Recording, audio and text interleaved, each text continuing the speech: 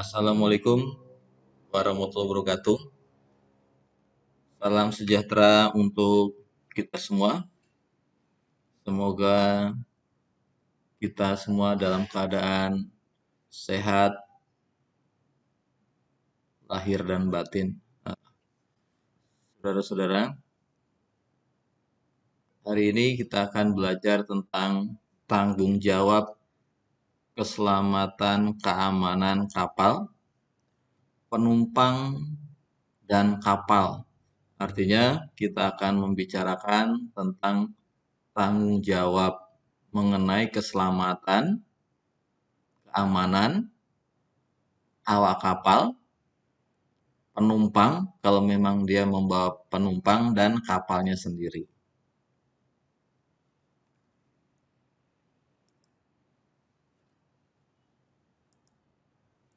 Pertemuan pertama, kita akan membahas tentang SOLAS, STCW, MARPOL, KOLREK, GMDSS, ISPS KUT, ISM KUT, kemudian IACS, IOPP, ISGOT, dan karantina. Saudara-saudara sekalian, kita kalau berbicara tentang keselamatan, keamanan, itu mesti terintegrasi atau menyeluruh. Artinya, kita tidak bisa berbicara hanya SOLAS saja. Kita juga mesti bicara tentang STCW. Nah, ini akan kita bersatu persatu. SOLAS, seperti yang Anda ketahui, kita sudah tahu semua tentang Safety of Life at Sea. Berarti kita membicarakan tentang safety, tentang alat-alat keselamatan di atas kapal. Alat-alat keselamatan di atas kapal tidak cukup. Kita mesti juga memperhatikan standar training sertifikat bookkeeping atau standar pelautnya. Standar pelautnya aja tidak cukup. Kita mesti juga memperhatikan aturan lain, MARPOL, Maritime Pollution, untuk pencegahan polusi. Kemudian mesti kita memperhatikan KOLREK atau bahasa Indonesianya P2TL, Peraturan Pencegahan Tubrukan di Laut. Kalau kita bicara SOLAS, SOLASnya bagus, peralatan keselamatannya bagus, tapi STCW-nya katakanlah tidak standar sertifikatnya tidak memenuhi syarat, ya kurang menjamin keselamatan keamanan kapal. Marpolnya bagus, tapi pemahaman koreknya tidak paham. Aturan penyimpangan, aturan mendahului, aturan di traffic supervision scheme, aturan malam hari, siang hari tidak paham, ya tidak memenuhi unsur keselamatan juga.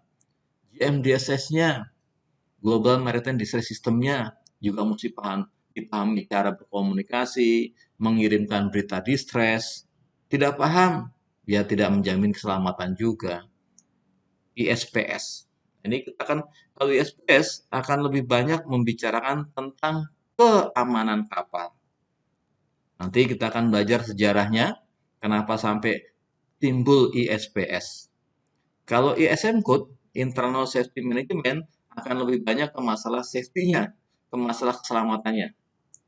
ISPS-nya bagus, keamanannya bagus, tapi keselamatannya kurang. Ya, kurang maksimal juga mengenai keselamatan keamanan kapal. Oleh karena itu, kita akan bicara secara menyeluruh, mulai dari SOLAS, STCW, MARPOL, dan seterusnya.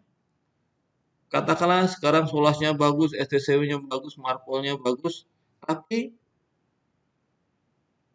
konstruksi kapalnya tidak bagus, ya tidak menjamin keselamatan keamanan kapal juga.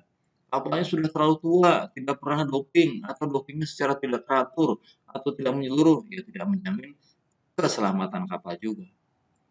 Kita juga akan bicara tentang IOPP, International Oil Prevention Pollution. Jadi kita akan juga membicarakan tentang peraturan pencegahan pencemaran. ISGOT, Ini untuk kapal-kapal tanker. Kemudian kita juga akan belajar tentang karantina atau International Health Regulation. Ini SOLAS. SOLAS tuh berkembang terus. Kalau kita lihat sejarah SOLAS itu dimulai 1914 setelah ada peristiwa Titanic. Di sana dikatakan setelah itu tentang Titanic yang semua sangat dibanggakan, kapal ini tidak akan tenggelam. Ternyata tenggelam juga. Kemudian ada pembaruan tahun 1933, lalu diperbarui lagi 1952, dan seterusnya. Terakhir 2010. Isi SOLAS 74, chapter 1, ketentuan umum tentang peraturan survei berbagai jenis kapal. Berarti kita akan memberikan survei, akan membicarakan survei. Chapter 2 Romawi 1 mengenai konstruksi, persyaratan konstruksi kapal, sekat-sekat pendap air, stabilitas, kelistrikan, permesinan, dan sebagainya. Chapter 2 perlindungan kebakaran, deteksi kebakaran, pemadam kebakaran, alat-alatnya, kemudian pencegahannya seperti sprinkler, kemudian smoke signal, smoke detector, dan sebagainya. Kemudian kita juga akan belajar tentang alat-alat selamatan sendiri dan penempatannya. Di mana sih life craft ditempatkan? Terus berapa banyak sih jumlah life jacket? Atau ditempatkan di mana saja? Itu kita ada di SOLAS chapter 3. Sedangkan chapter 4-nya SOLAS membicarakan atau membahas tentang komunikasi radio, bersih ketentuan wilayah, jenis alat komunikasi yang digunakan, harus sesuai yang harus ada di kapal serta pengoperasiannya. Chapter 5 mengenai keselamatan navigasi, tentang peralatan navigasi yang harus ada di kapal, termasuk radar. Kapal harus dilengkapi radar. Kemudian AIS, convey di air, kemudian mesin serta daun kemudi. Sedangkan chapter 6 mengenai pengangkutan kapal, muatan, dan seterusnya. Chapter 7 pengangkutan muatan berbahaya. Pengangkutan berbahaya ini lebih banyak ada di IMDG Code, International Maritime Dangerous Goods Code. Jadi peraturan-peraturan mengenai pengangkutan muatan berbahaya, kemudian kelas-kelas muatan berbahaya. Lalu chapter 8 kapal nuklir. Ini menggunakan tenaga nuklir termasuk bahaya radiasinya. Chapter 9 mengenai manajemen keselamatan fungsi kapal untuk menjamin keselamatan pelayaran. Chapter 10 keselamatan untuk kapal kecepatan tinggi atau HSC, High Speed Craft. Chapter 11.1 mengenai langkah khusus mengenai keselamatan maritim. Kemudian chapter 11.2 langkah-langkah untuk meningkatkan keamanan. Nah, ini kaitannya nanti dengan ISPS Code. Chapter 12 langkah-langkah keselamatan untuk kapal pengeboran curah, tentang konstruksi kapalnya, tentunya yang memiliki panjang lebih dari 150 meter. Chapter 13 verifikasi kesesuaian tentang implementasi SOLAS 74 di negara-negara yang telah meratifikasinya. Indonesia sudah meratifikasinya, berarti juga ini implementasinya bagaimana, nanti kan kita pelajari. Kemudian chapter 14 langkah keselamatan untuk kapal-kapal yang beroperasi di perairan kutub. Nah, ini agak jarang ya, jarang kita berlayar di sana, mungkin malah terus terang kalau saya malah belum pernah berlayar di kutub, paling-paling saya berlayar di Australia, Amerika, Jepang, Korea. Kalau ke kutub saya sebelum pernah, tapi ini ada aturan mengenai langkah keselamatan untuk berlayar beroperasi di kapal kutub. Nanti kita akan saling ceritalah bagaimana cara langkah-langkah keselamatan untuk operasi ketika kapal sedang di perairan kutub. Demikian yang saya sampaikan di pertemuan pertama ini. Barangkali ada yang mau dipertanyakan atau ditanyakan, silakan para siswa sekalian. Baik, jadi keselamatan itu tidak hanya membicarakan masalah SOLAS, tapi juga kita perlu paham juga mengenai STCW-nya. SOLAS-nya bagus, tapi standar training sertifikatnya tidak sesuai. Ya, kurang maksimal juga. STCW bagus, SOLAS-nya bagus, ternyata alat AGMDC-nya tidak memenuhi. Ya, tidak maksimal juga.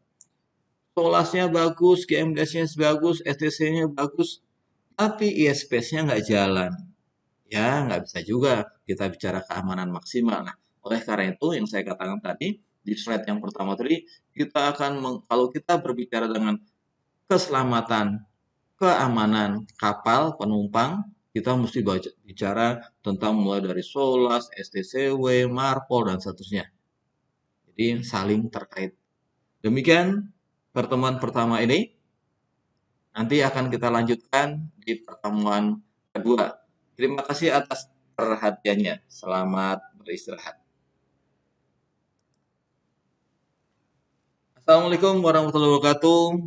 Bertemu lagi dengan saya, Kapten Indarno Sugeng Raharjo, dalam materi tanggung jawab keselamatan, keamanan awak kapal, penumpang, dan kapalnya sendiri. Nah, kita masuki pertemuan kedua.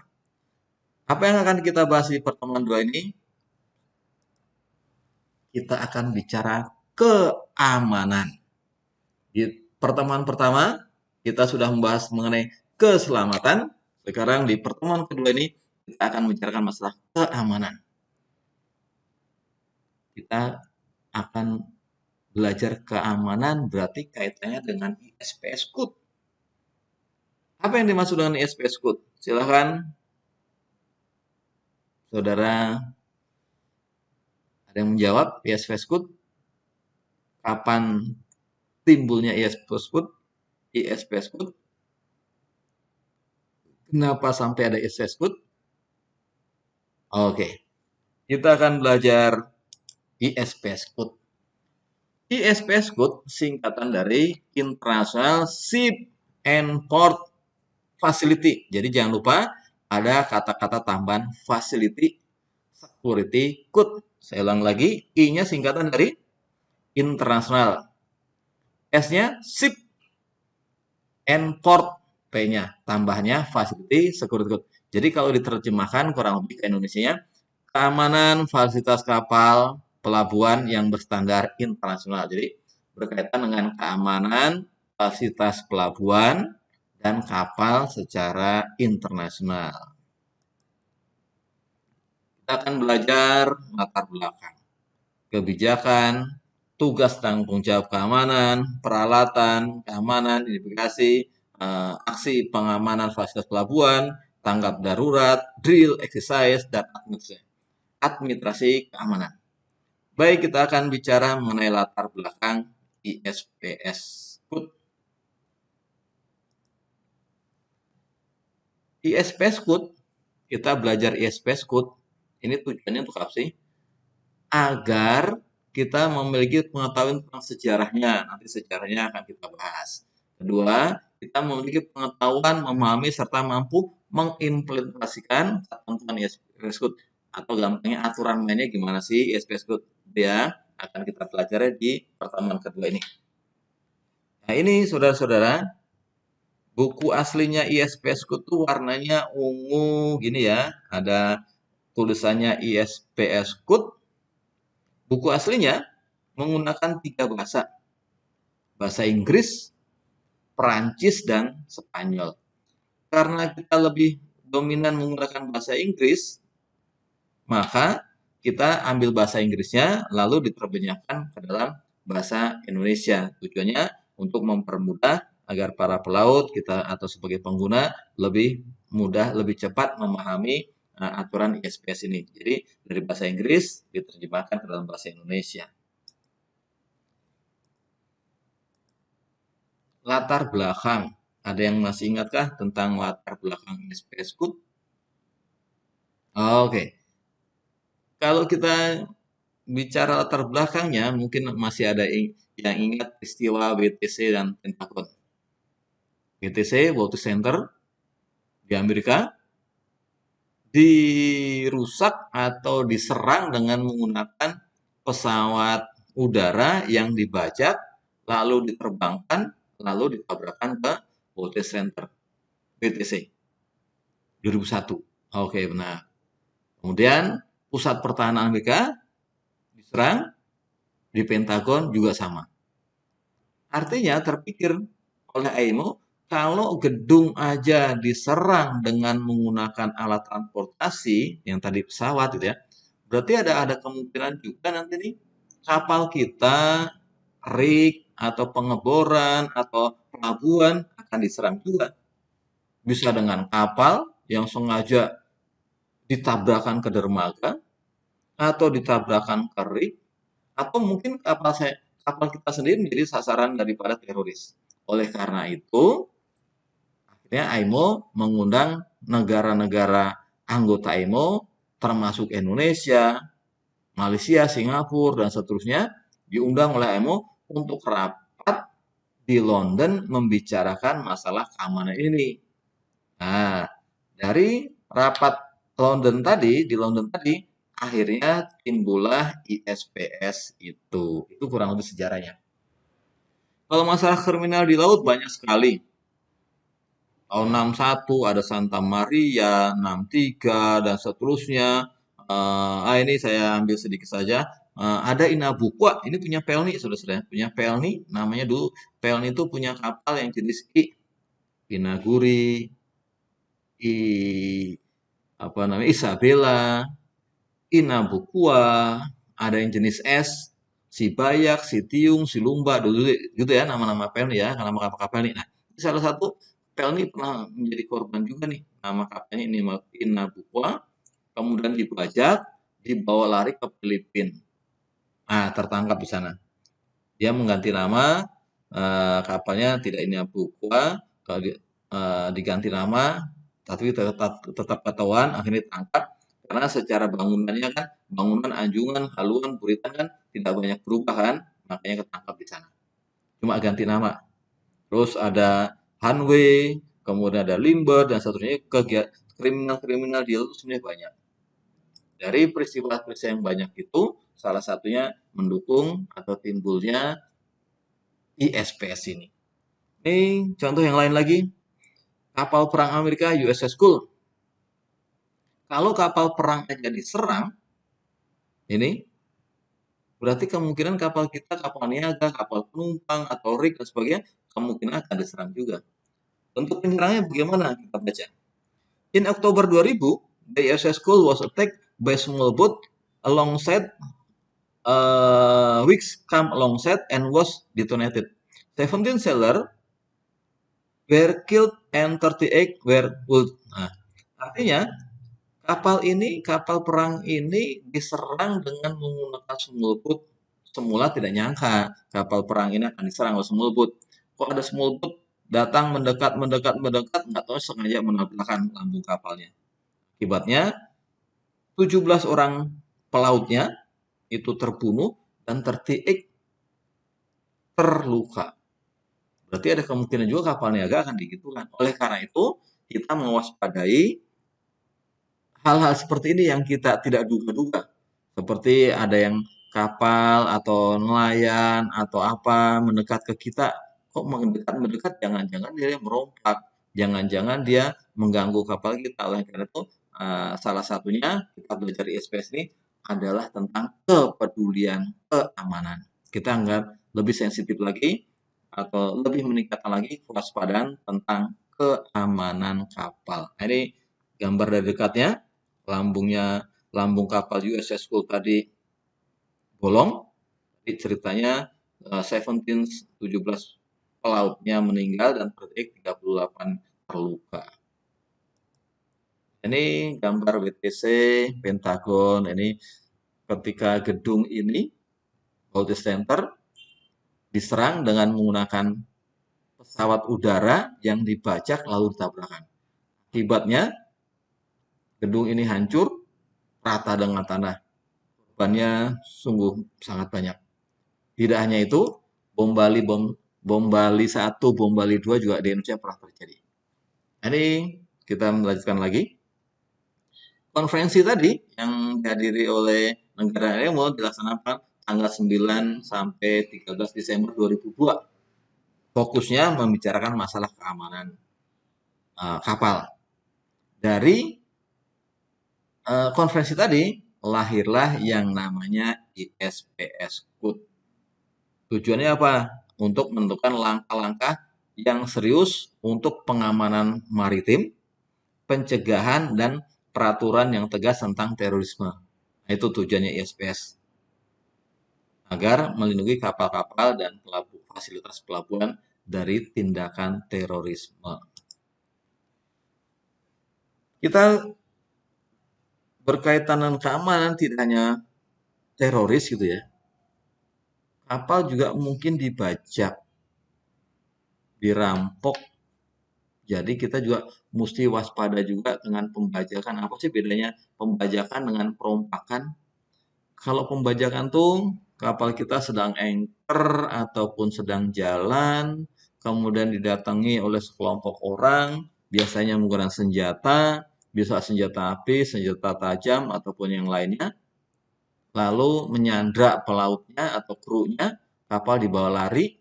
Nah, pelautnya atau krunya bisa macam-macam, bisa dibunuh, bisa dibuang, dan sebagainya. Kapal dibawa lari, itu pembajakan.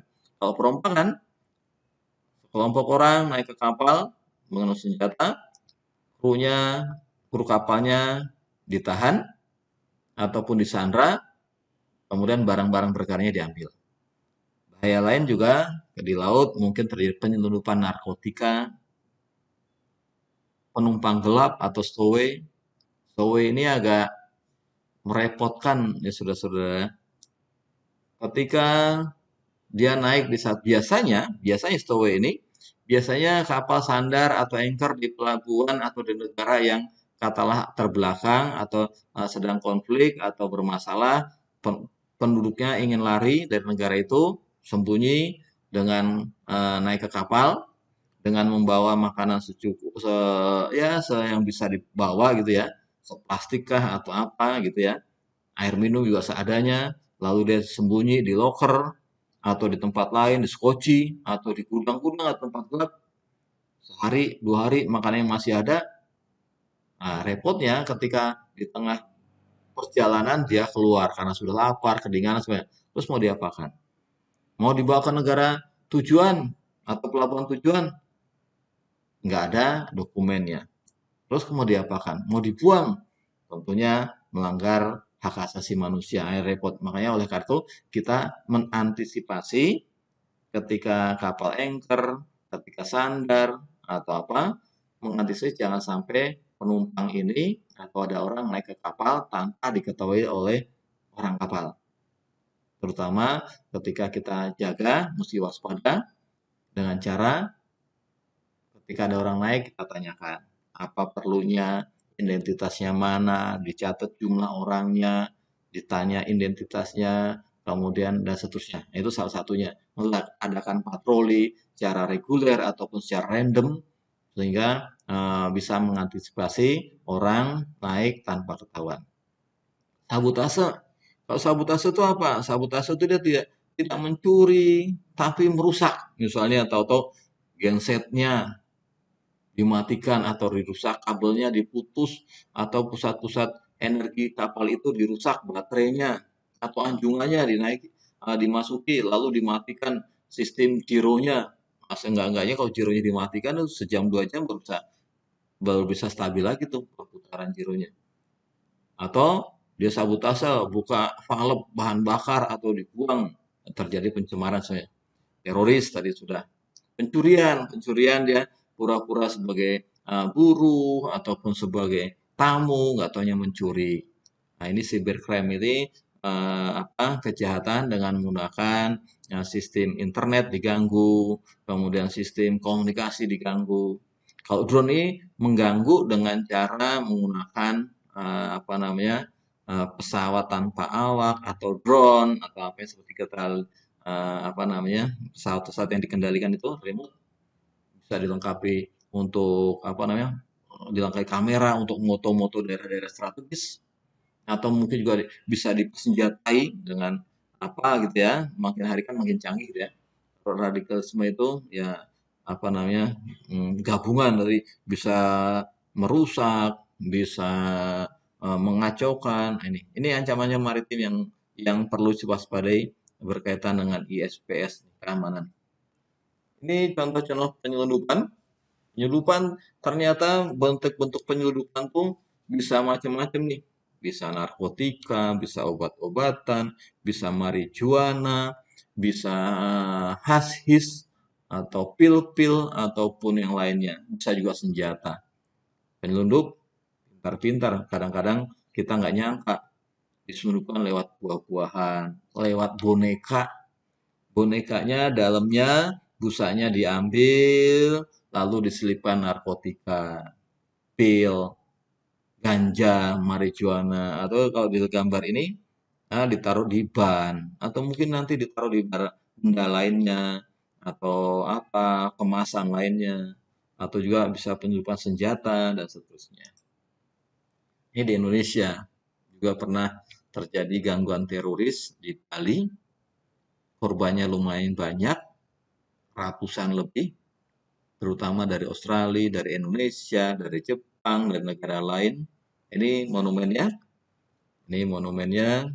kemudian ini awal-awal kejadiannya, ledakannya sangat luar biasa, makanya korbannya sangat banyak. Ancaman dengan menggunakan bom. Bom ini macam-macam, saudara-saudara. Ada yang memang diledakkan dengan pelontar. Nah, itu kalau dengan pelontar biasanya itu jaraknya lebih jauh. Militer-militer yang bisa pakai. Atau kalau di Polri ya Brimobnya gitu ya. Tapi ada juga yang dirancang menggunakan timer. Nanti sekian menit atau sekian jam akan meledak. Atau juga ada juga bom yang bentuknya nanas. Atau juga bom bentuknya manggis. Maka dibilang bom manggis, bom nanas, bom rakitan, bom timer, dan sebagainya. Kita tidak akan banyak belajar tentang bom karena memang bukan keahlian kita ya. Jadi saya rasa cuman kita just to know aja, tahu jenis itu. Demikianlah pertemuan kedua yang bisa saya sampaikan pada hari ini. Barangkali dari siswa yang ditanyakan silakan. Oke, saya bikin kesimpulannya. ISPS ini berlaku sejak 1 Juli 2004. Artinya sekarang sudah 2024, berarti sudah 20 tahun yang lalu ya kurang lebih. Kemudian di dalam ISPS ini nanti kita akan belajar tentang karena Anda tingkat 1 berarti setidak-tidaknya sudah melalui sertifikat SSO, SAT, SD, banyak dipelajari di situ. Mudah-mudahan Anda masih ingat bila jaga harus bagaimana, mesti ada buku tamu, mesti ada komunikasi, mesti ada identitas, dan seterusnya. Mewaspadai kedatangan orang, mewaspadai ketika bunga dan seterusnya. Itu tentang ISPS. Saya rasa cukup sekian. Terima kasih atas perhatiannya. Sampai bertemu dengan pertemuan ketiga mendatang. Selamat beristirahat. Selamat bertemu kembali saudara-saudara dengan saya Kapten Indarno Sugeng Raharjo di pertemuan yang ketiga. Pertemuan ketiga ini, pertemuan pertama kita sudah membicarakan tentang keselamatan, kemudian pertemuan tentang keamanan. Di saat pertemuan ketiga ini kita akan membicarakan lanjutan daripada ISPS, yaitu kebijakan maritim ataupun Maritime Security Policy. IMO, ini dasar-dasar hukum ISPS. IMO, kalau internasionalnya IMO menetapkan tentang regulasi IMO, diturunkan ke dalam SOLAS, dari SOLAS diturunkan ke dalam ISPS. Sedangkan Indonesianya, SOLAS 74 amandemen, kemudian dimasukkan dalam Kepres nomor 65 tahun 1980 tentang ratifikasi. Kemudian tentang pemberlakuan ISPS sendiri ada di Kemenhub atau peraturan menteri Perhubungan nomor 3 tahun 2003, kemudian diturunkan lagi ke dalam Undang-Undang Pelayaran nomor 17 tahun 2008. Nah, ini dasar hukum kita melaksanakan ISPS itu apa? Jadi ada dasar hukum secara internasional dan dasar hukum secara nasional. Nasional, kita akan bicara secara nasional. Nasional ada di Undang-Undang nomor 17 tahun 2008, Undang-Undang RI nomor 15 2003 tentang peraturan pemerintah tentang penetapan peraturan pemerintah, pengganti undang-undang dan seterusnya. Ini kalau peraturan internasionalnya. Saya ulang, peraturan nasionalnya. Kalau peraturan nasional internasional ya, tadi IMO memasukkan aturan ini ke dalam SOLAS. Dari SOLAS dimasukkanlah ISPS.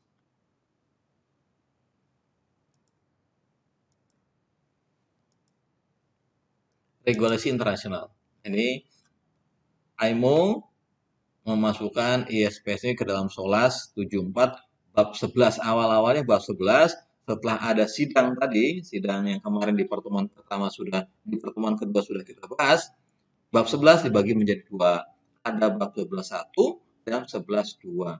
11.1 ini membicarakan tentang maritime safety, berarti lebih banyak membicarakan ISM Code, International Safety Management Code. Sedangkan bab 11.2 tentang ISPS Code.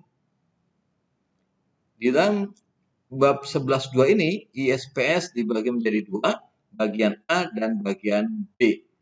Bagian A itu merupakan isinya adalah persyaratan wajib, sedangkan bagian B-nya merupakan petunjuk pelaksanaannya.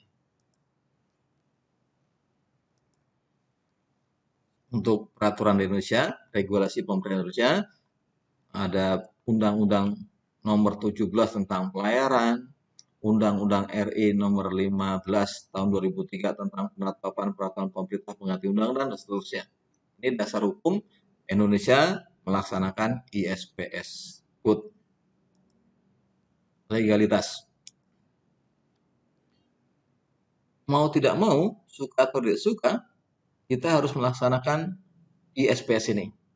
Kenapa? Karena sudah dikeluarkan Kepmenhub nomor 33 tahun 2003 tertanggal 14 Agustus 2003 tentang pemberlakuan amandemen SOLAS 1974 tentang ISPS di Indonesia. Artinya, sudah kurang lebih 20 tahun yang lalu, ISPS di Indonesia itu sudah dijalankan. Kemudian, 1 tahun berikutnya lagi, keluar lagi KM, Keputusan Menteri nomor 3 tahun 2004 tentang yang menunjuk Dirjen Perhubungan Laut sebagai pelaksana ISPS ini atau sebagai designated authority atau badan atau kewenangan yang diberikan kepada Dirjen Perhubungan Laut. Jadi isi ISPS tadi ada bagian A dan bagian B. Bagian A itu adalah umum, sedangkan bagian B-nya adalah petunjuknya, pelaksanaannya. Ini pasal 1 dan seterusnya sampai pasal 19. Ini bagian A, persyaratan wajib atau pokok pasalnya 1 sampai 19 kita bisa baca mulai dari umum, penerapan, seterusnya dan seterusnya sampai 19 verifikasi serta sertifikasi kapal. Di dalam ISPS kita akan nanti banyak singkatan-singkatan. Contoh SSP itu apa? Ada yang masih tahu? Ya, SSP singkatan dari Ship Security Plan. SSO Ship Security Officer berarti perwira kawan kapal. PSSO ada yang masih ingat? Port Facility Security Plan atau rencana keamanan di pelabuhan itu. Kalau PFSO, Port Facility Security Officer, berarti perwira keamanan di pelabuhan itu. Kemudian ada DOS, apa itu DOS? Declaration of Security, aturan mainnya bagaimana? Aturan mainnya bila terjadi perbedaan level, nah Anda bisa minta DOS. Apa itu level? Nanti akan kita pelajari. Kemudian ada CSO, berarti Company Security Officer, berarti perwira keamanan di pelabuhan. Jadi maaf, saya ulangi. CSO, Company Security Officer, berarti keamanan, perwira keamanan di perusahaan itu. Kemudian ada drill, ada exercise. Apa itu drill?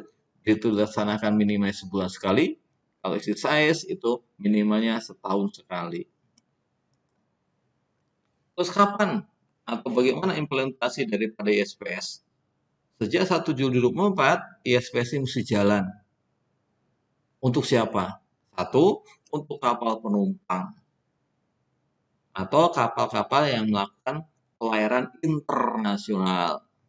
Walaupun jaraknya dekat, katakanlah Singapura, Indonesia, Malaysia, ataupun negara-negara yang dekat, tetap wajib ISPS.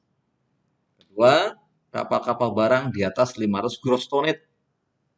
Yang ketiga, Mobile Offshore Drilling Unit atau biasa disebut dengan modus. Berikutnya, pelabuhan internasional atau galangan kapal yang melayani kapal-kapal internasional. Ini wajib menjalankan ISPS. Terus andaikan, kita bicara andaikan, tidak melaksanakan ISPS, tadi kapal di atas 500 tidak menjalankan, pelabuhan internasional tidak menjalankan, kapal penumpang, apa yang terjadi? Yang terjadi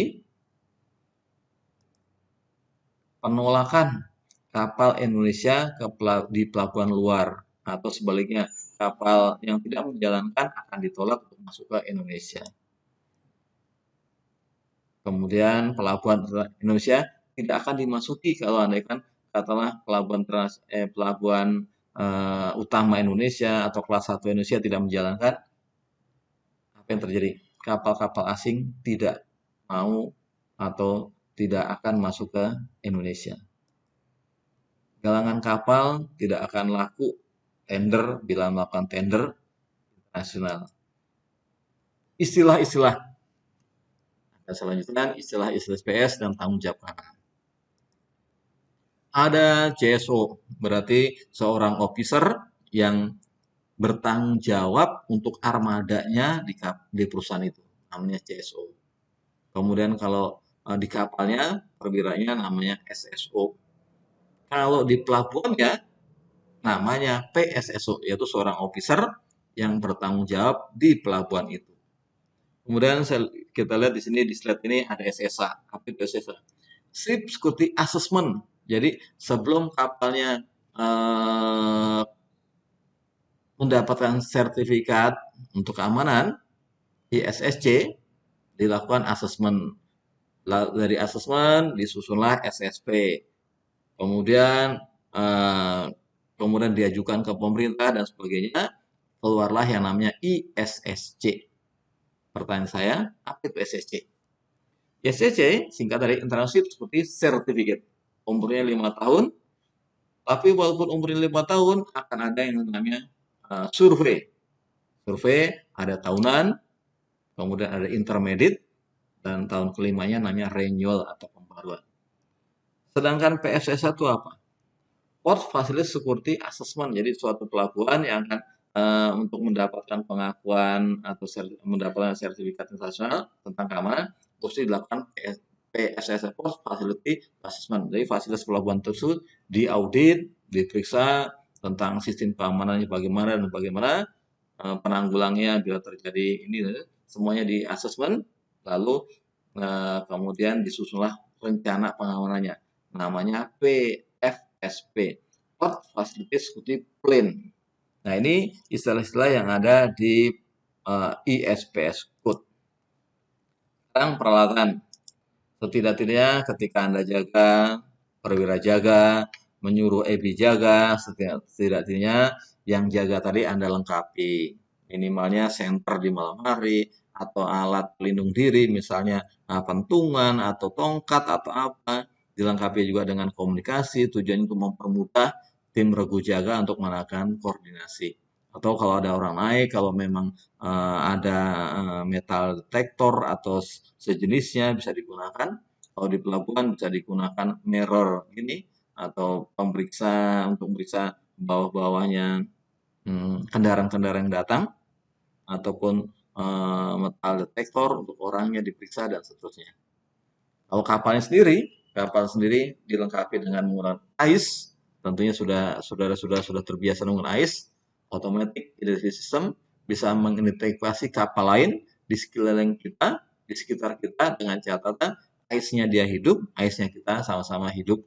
Jadi bisa memonitor nama kapal di sekeliling kita itu ada apa aja, jaraknya berapa, kalau dia sedang jalan, haluannya berapa, bahkan tipe kapal bisa ketahuan.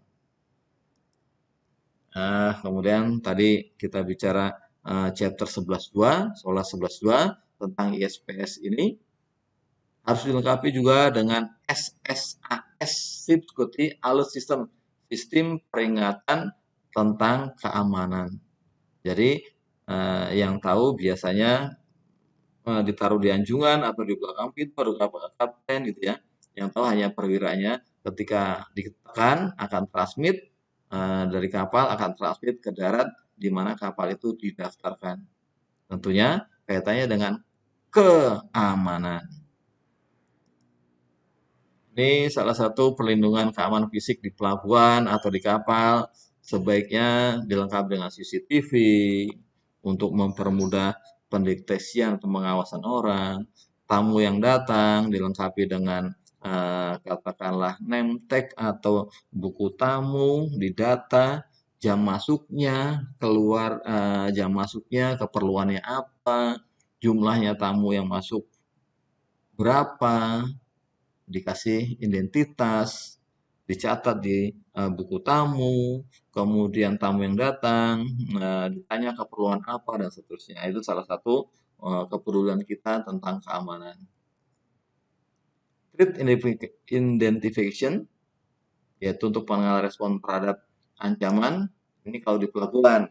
Kalau di pelabuhan tentunya dilengkapi orang ini tugasnya orang-orang pelabuhan lah ya. Tapi kita perlu tahu juga ketika kita masuk satu pelabuhan akan ditanya, akan didetek atau akan diawasi gitu ya. Nah ini tugasnya pelabuhan lah. Ini sama seperti tadi, setidaknya ketika kita jaga dilengkapi dengan center malam hari, alat komunikasi, bahkan dilengkapi dengan borgol kalau memang memerlukan. Tujuannya bila terjadi apa-apa, ada orang yang tidak dikendaki membuat keonaran atau apa, ada alat untuk membantu mengamankannya. Ini ketika jaga, kita juga mesti waspada, curiga, kok ini orang ini dari tadi ngawasin kita, jangan-jangan dia sedang menggambar, atau jangan-jangan dia sedang mempelajari situasi kapal kita. Jadi kita harus waspada, kalau ada perahu yang dekat, jangan-jangan ya, memang kadang-kadang pikiran itu tidak hanya positif, tapi negatif thinking pun perlu. Tujuannya apa? Untuk kita agar lebih waspada. Tadi saya sempat bicara tentang level. Di dalam ISPS itu ada 3 level. Nah, ini dikasih warna hijau, level 1 berarti normal. Level 2 berarti sudah ada ancaman. Level 3 berarti ancaman sudah terbukti atau sudah semakin dekat. Lalu bagaimana tindakan kita? Kalau level 1, walaupun normal aja, tetap lakukan pengamanan secara standar. Misal, bongkar muat tetap kita awasi.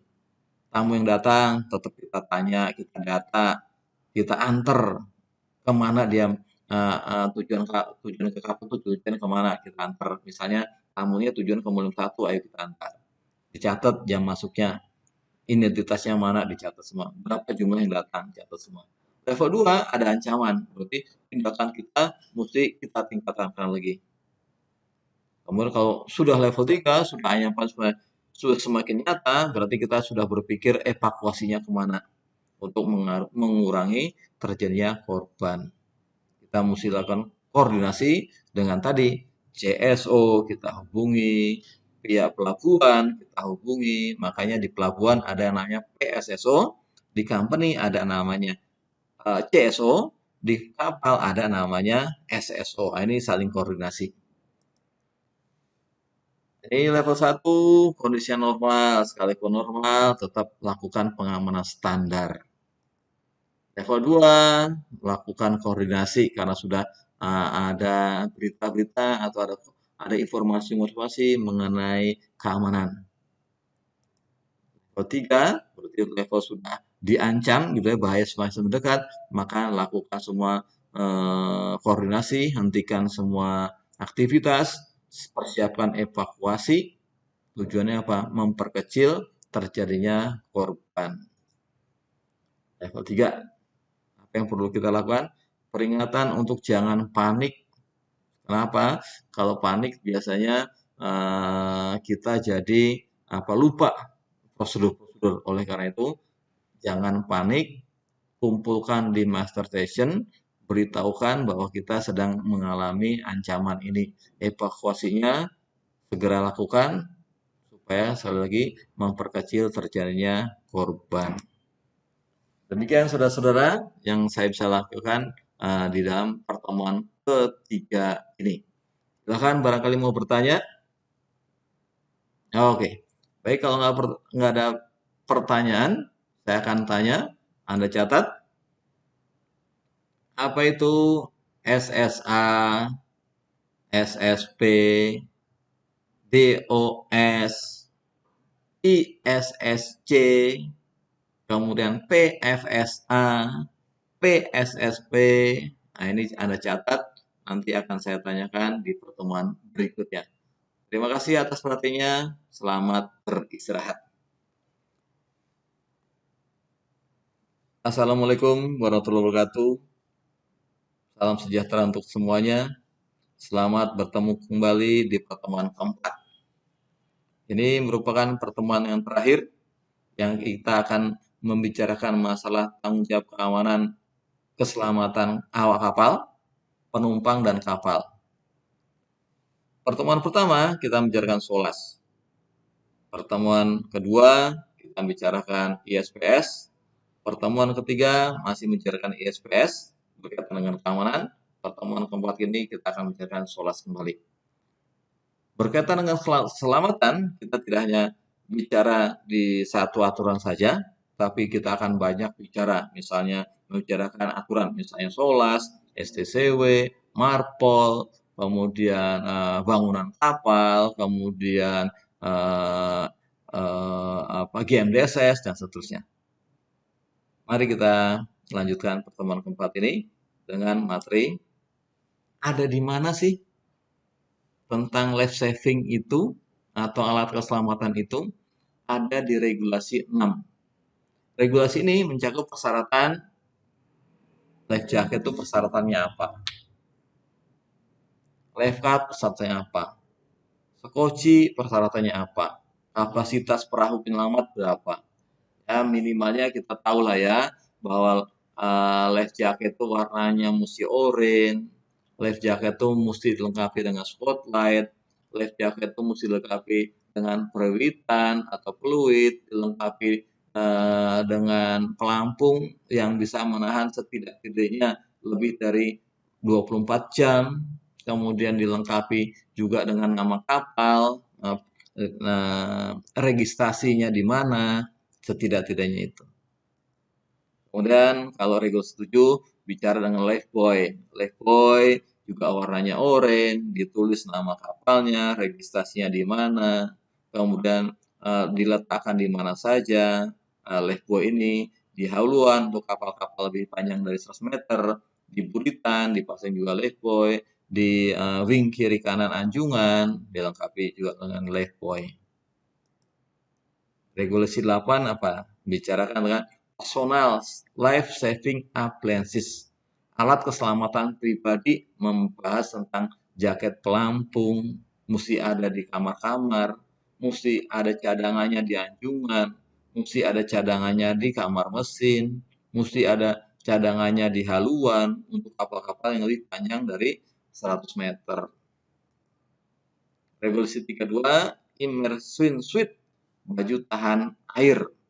Ya, bila terjadi emergensi, baju ini bisa untuk menahan digunakan untuk tahan air lebih dari 24 jam, termasuk desainnya, kemudian konstruksi kerjanya.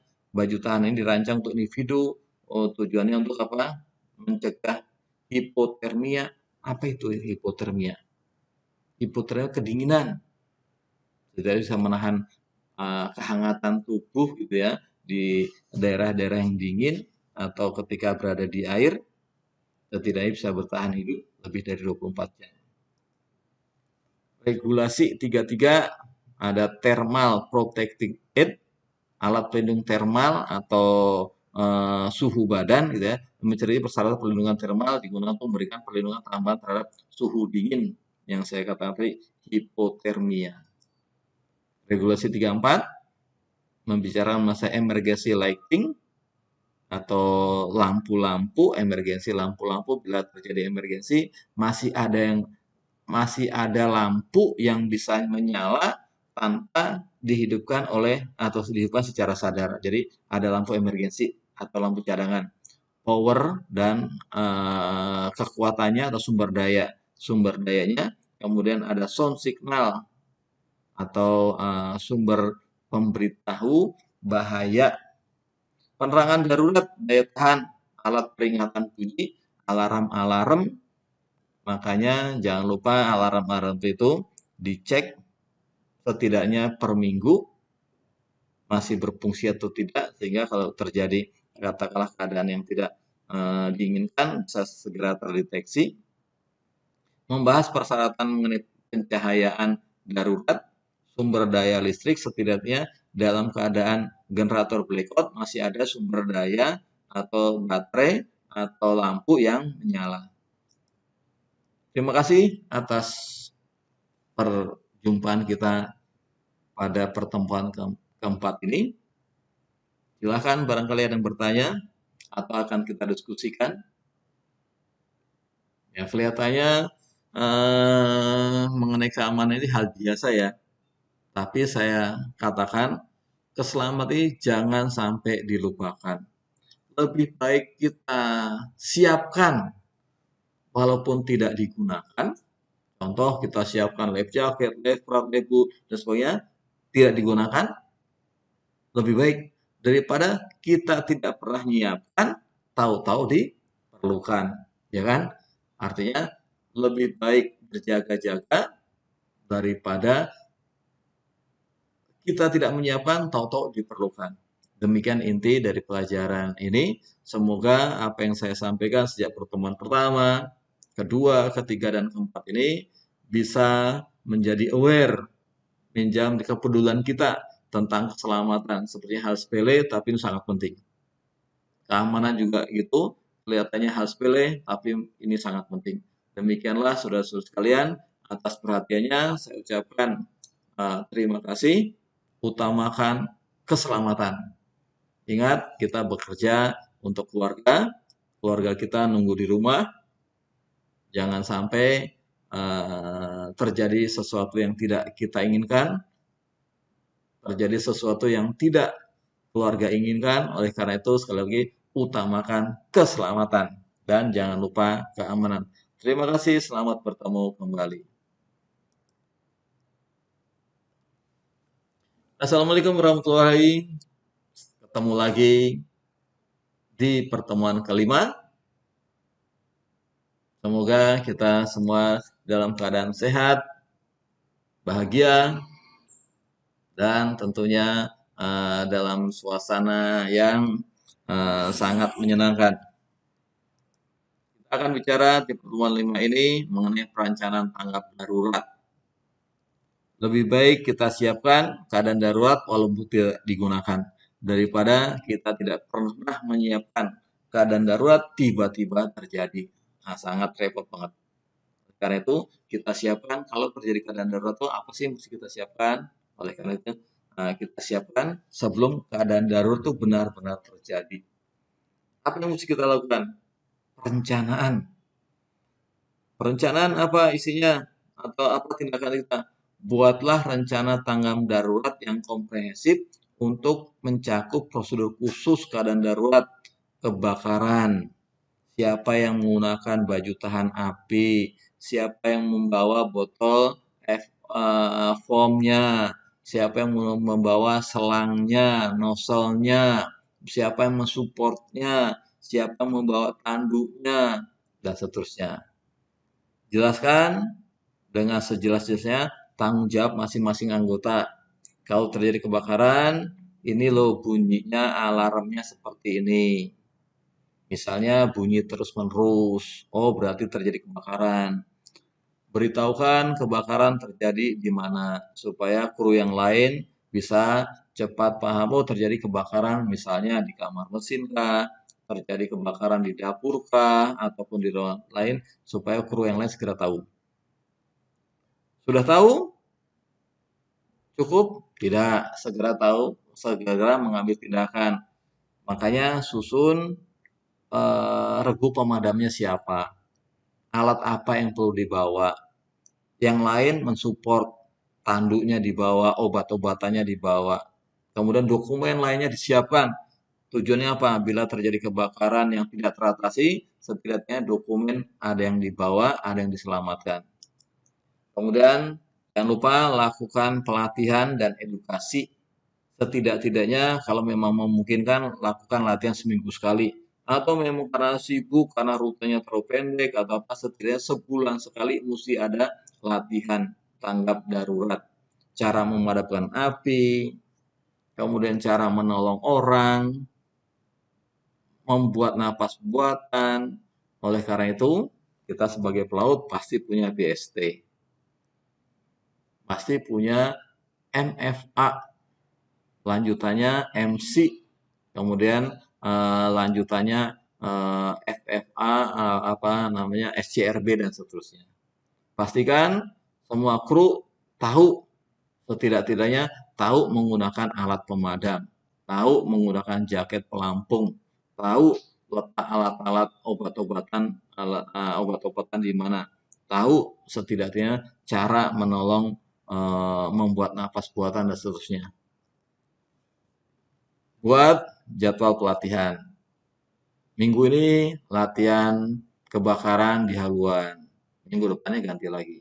Latihan kebakaran di kamar mesin. Minggu depannya lagi latihan lagi dengan jadwal yang berbeda. Supaya apa? Supaya setidak-tidaknya dengan latihan yang berbeda-beda, kita tahu cara penanganannya pun akan berbeda. Kebakaran karena listrik akan berbeda dengan kebakaran karena bahan-bahan kayu. Berbeda dengan situasi kebakarannya di dalam akomodasi, tentu menggunakan alat pelindung diri berupa alat bantu pernafasan. Kalau pemadam kebakaran listrik, berarti jangan menggunakan air. Kalau menggunakan air justru akan memperparah keadaan. Hal ini perlu dijadwalkan. Komunikasi, komunikasi perlu lakukan. Tujuannya apa? Cara menggunakan HT di channel berapa. Kemudian alarm ini, oh ini kebakaran. Alarm bunyi seperti ini, terjadi orang jatuh ke laut. Oh alarm seperti ini meninggalkan kapal. Hal-hal seperti ini kelihatan sepele, tapi tetap mesti Anda harus lakukan. Tujuannya sekali lagi berkaitan dengan keselamatan, keamanan kapal, penumpang, dan awak kapal. Latihan simulasi ini bisa Anda modifikasi secara berganti-gantian. Misalnya minggu ini latihan kebakaran, ditambah latihan meninggalkan kapal. Minggu depannya latihan kebakaran dengan atau di tempat yang letaknya yang berbeda.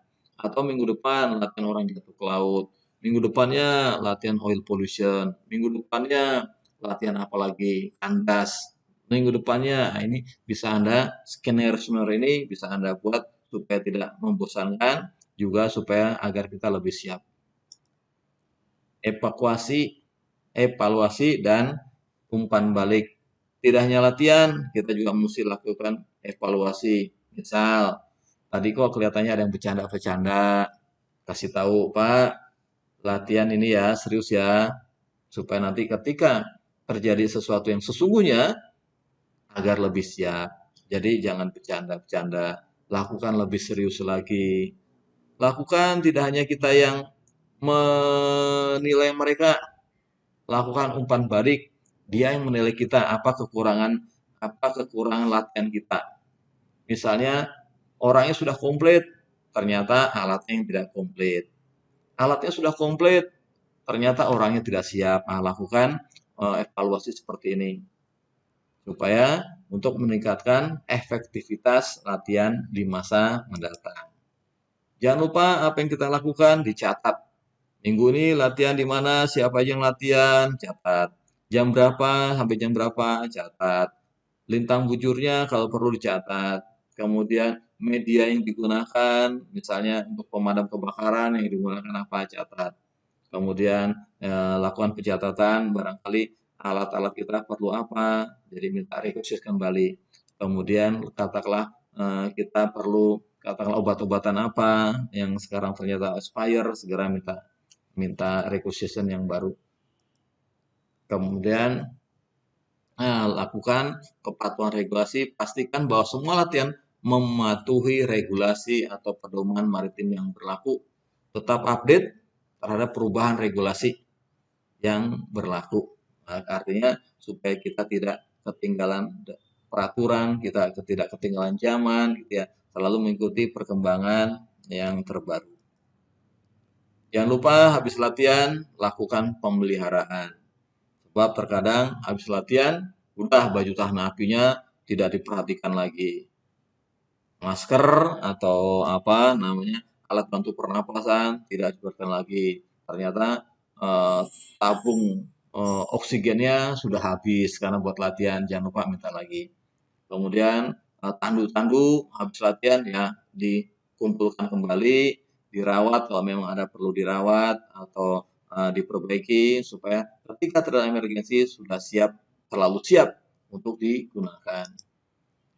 Kemudian lakukan peningkatan berkelanjutan gunanya umpan balik yang saya katakan tadi. Setelah latihan, lakukan evaluasi. Apa sih kekurangan kita selama latihan tadi? Peralatannya apa sih yang diperlukan? Kemudian orang-orangnya mesti bagaimana sih? Lakukan evaluasi. Termasuk juga lakukan umpan balik. Gantian, si kru tanya ke kita. Kali aja ada dia yang belum paham dan sebagainya. Demikian pertemuan kelima ini. Semoga bermanfaat.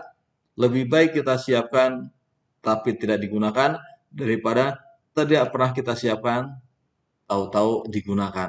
Saran saya, jangan sampai ini terjadi. Lebih baik kita siapkan walaupun tidak kita gunakan.